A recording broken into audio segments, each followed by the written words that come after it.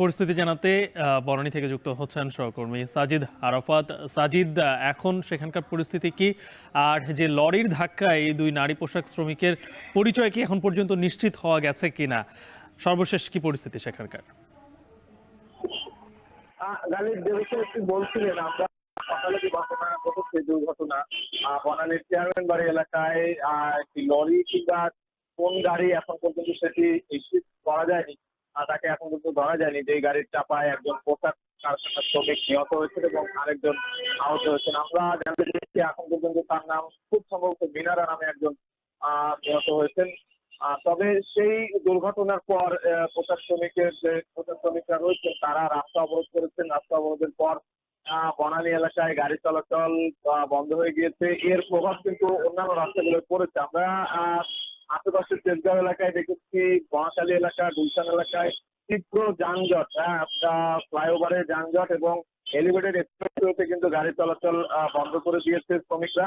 এবং সেই চাপ পুরো ঢাকা শহরের অন্যান্য এলাকায় কিন্তু আমরা দেখেছি যে ফ্লাইওভারের মুখে এখনো কিন্তু জ্যাম দেখতে পাচ্ছি, প্রচুর অসংখ্য অনেকক্ষণ ধরে আমরা গাড়িগুলো ধীর গতিতে চলছে এখানে দেখতে পাচ্ছি। এবং এই যে দুর্ঘটনার পর দুর্ঘটনাটি সকাল 6:30টার দিকে ঘটেছে বলে আমরা জানতে পেরেছি এবং তারপরেই প্রায় বেলা 8টার দিক থেকে, সকাল 8টার দিক থেকে গাড়ি ঘোড়া এই মহাখালী এলাকায় কিন্তু অবরোধ অনেকটাই অবরোধ করে রাস্তায় তারা কিন্তু প্রতিবাদ জানিয়েছে এবং প্রতিবাদ জানানোর পর এই এলাকায় রাস্তাঘাটে যান চলাচল বন্ধ হয়েছে। তার প্রভাব কিন্তু আমরা দেখছি আশেপাশে করেছে।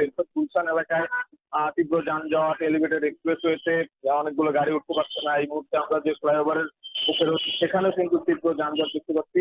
এবং মহাখালীর আমতলী এলাকায় সেই এলাকাগুলোতে কিন্তু গাড়ি অনেক দীর্ঘক্ষণ চলতে পারেনি। তবে ধীরে ধীরে কিছু রাস্তায় গাড়ি চলাচল শুরু করেছে, যেগুলোতে চলছে সেই রাস্তাগুলো কিন্তু তীব্র যানজট আমরা দেখতে পাচ্ছি। এবং কিভাবে এই দুর্ঘটনা ঘটেছে সেটি এখন পর্যন্ত পুলিশ কিন্তু আমাদেরকে জানাতে পারেনি। তারা সেই তদন্ত করছে, সেই তদন্তের সাপেক্ষে হয়তো বা পরবর্তীতে সিসিটিভির ফুটেজ বা সেই এলাকায় প্রত্যক্ষদর্শী সবার সহায়তায় সেটি তারা দেখেছে। তবে যে গাড়ি চাপা দিয়েছে বলে জানা গেছে, সেই গাড়িটি কিন্তু আটকানো যায়নি। সেটি চালক কিংবা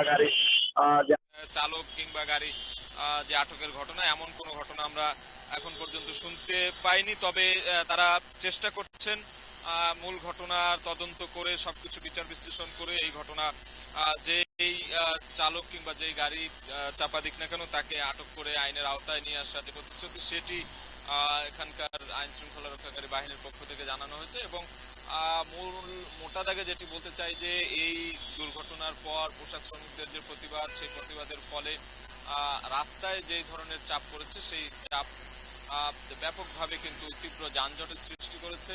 এলিভেটেড এক্সপ্রেসওয়েতেও গাড়িগুলো উঠতে পারছে না, অনেক গাড়ি কিন্তু বন্ধ রয়েছে, যার ফলে ভোগান্তিতে পড়েছে নগরবাসী। তো এই ছিল আমার কাছে মহাখালী তেজগাঁও এলাকা থেকে, বনানী এলাকা থেকে সবশেষ খবর। বনানীতে লরির ধাক্কায় দুই পোশাক শ্রমিক নিহতের ঘটনায় সেখানে সড়ক অবরোধের পরে তীব্র যানজটের সৃষ্টি হয়েছে। যুক্ত ছিলেন সেই খবরটি জানাতে সাজিদ আরাফাত।